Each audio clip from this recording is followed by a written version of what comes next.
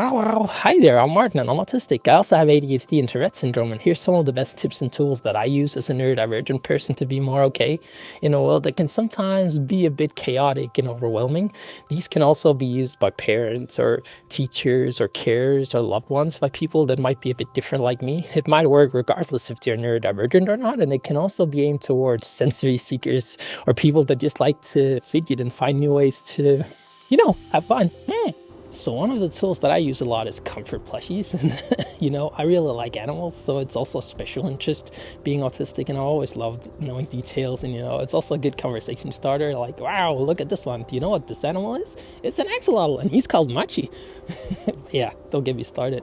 I really love animals and plushies and never really grew out of them, and it's just one of those things that bring me comfort, and I never really wanted to kind of just grow out of them and just not use that tool that I feel really helps me. So it works for me, and if something works for you, even though it can be a bit atypical, I would say go for it. And it's a really great way for you to regulate or to feel more okay, and it doesn't matter what everybody else thinks. Wow. I always like to have a good fidget toy with me when I'm going out, and they come in a lot of different and fun shapes and sizes with different sensory properties like tactile or auditory or visual things. It can be patterns and colors that you really like, or something more specific and special interest related. There's just so much to see and so much to have fun with. So yeah, there's no end to all the cool fidget toys that you can get nowadays. So having a hidden disability can sometimes be a challenge, but what can also be a challenge is if people don't really realize it, because it can be a hidden thing. And what I like to do is to indicate it so people will know beforehand, and also before I'm suddenly in a situation where I'll need to explain a lot more. And also, I don't want to disclose my whole life story and, every condition and stuff. But, sometimes it can be very useful for people to know that I'm different beforehand. So that's what I like to do, and I like to share that in a subtle way. And what I do is I wear a lanyard, but it can also be smart having a medical bracelet or a medical card that you can show people.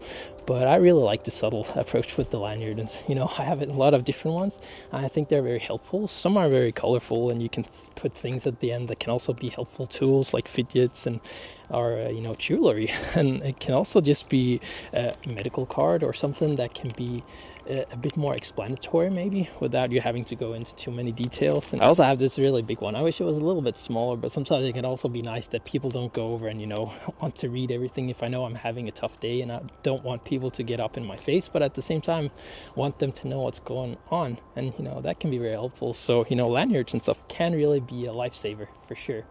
So one of the other tools that I always want to have with me is something called Chewelry, and it's chewable jewelry, something you can wear that you can chew on, and it can be bracelets, it can even be rings, but usually I'll wear a necklace with something to chew on when I really need to, because I have this very big need for oral stimulation where I have to chew on something. If I don't have anything, I'll just chew on my nails, and that really hurts. I can also chew on my fingers or my collar, and that's it's just annoying. So having something that's actually made for it really helps, and they come in a lot of different sizes and shapes and colors, and the thickness has to be about right. Sometimes you can have something that's very, very soft and you'll chew right through. That does not work for me.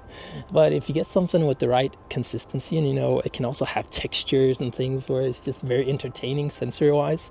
And yeah, it's very great to have if you're a chewer or you could say sensory seeker that way. So one of the more sensory-friendly tools that I like to use is headphones and ear defenders. I use them almost every day, and it depends on the situation as well, or how tired and overwhelmed that I am.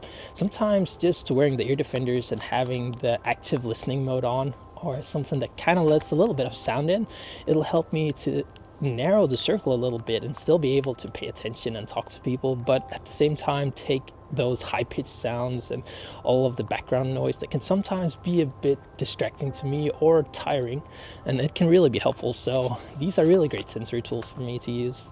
One of the tools that I found surprisingly helpful as well was to wear glasses if I'm overwhelmed, something that covers overwhelming eye contact, or if there's too many lights and things going on, it kind of keeps a damper on things where it's just more manageable.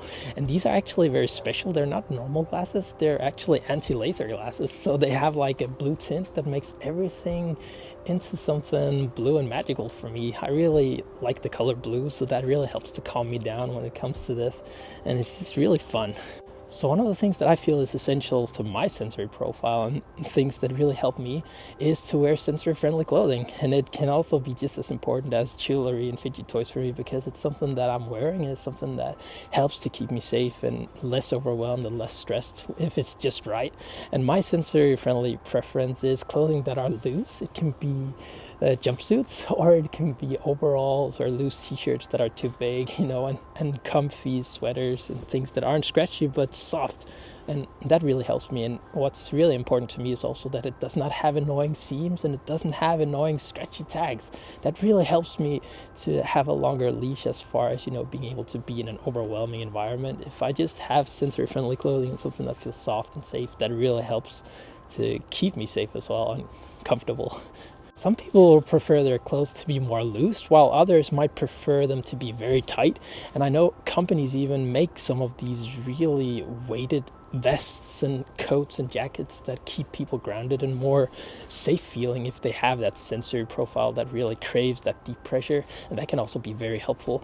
I know this also has the same effect as a weighted blanket would, if that makes any sense to you. It's just a very warm feeling of that deep pressure, and it really helps some people for sure.